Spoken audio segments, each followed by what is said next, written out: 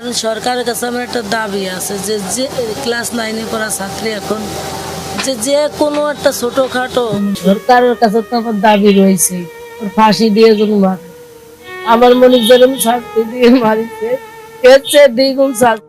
আসিয়ার মা মেয়েকে হারিয়ে যেন কোনোভাবেই কান্না থামছে না তার। এর মধ্যেই দেখা দিয়েছে সংসারের মধ্যে অনেক সমস্যা। সরকারের উদ্দেশ্যে তিনি একটাই কথা বলেন, সরকারের কাছে আমার একটি চাওয়া আছে, সেটা পূরণ করতে পারলে অনেক বেশি খুশি হব আমি।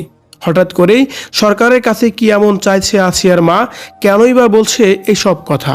এ বিষয়ে জানতে সম্পূর্ণ ভিডিওটি দেখে সঙ্গেই থাকুন। সেই সাথে ভিডিওটি শেয়ার করে সবাইকে দেখার সুযোগ করে দিন। সামনে মারে।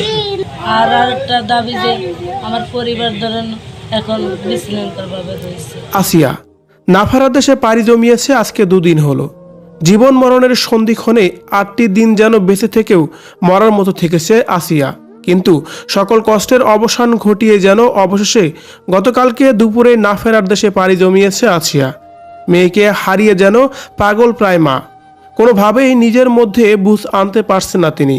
কিন্তু অভাবে যে স্বভাব নষ্ট, সেটাই যেন হচ্ছে এখন আসিয়ার মায়ের সাথে। একমাত্র উপার্জনক্ষম ব্যক্তি তার স্বামী, সেও দীর্ঘ 9 মাস যাবৎ একেবারেই বসা। ভারসাম্যহীন স্বামী, নাই কোনো ইনকাম, সংসার যেন একেবারেই নরবরে।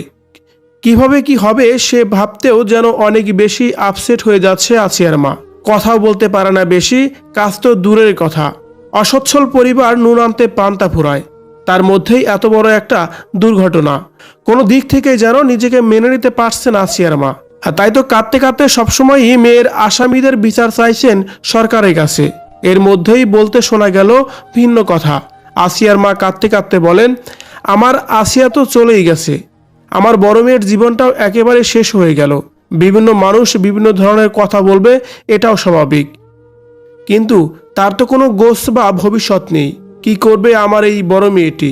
তাই সরকারের উদ্দেশ্যে আমি একটা কথাই বলতে চাই, আমার বড় মেয়ে হামিদার যেন একটা ব্যবস্থা করে দেয় সরকার, যাতে করে তার ভবিষ্যৎ নিয়ে আর কোনো চিন্তা না করতে হয় আমাকে।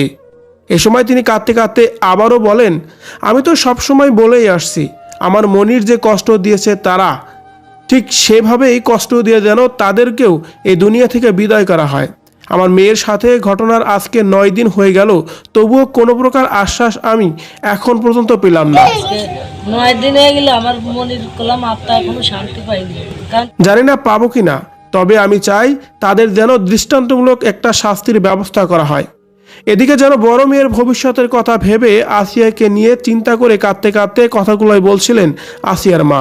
তবুও আসিয়ার মায়ের প্রশ্ন হচ্ছে একটাই, আমার মেয়ের আসামিদের কি আদৌ কোনো শাস্তি হবে নাকি হবে না, নাকি এভাবেই চলবে? আপনার কি মনে হচ্ছে, বর্তমান সরকার কি এই নরবশীদের কঠিন বিচারের আওতায় আনতে পারবে? অবশ্যই কমেন্ট করে জানাবেন কমেন্ট বক্সে।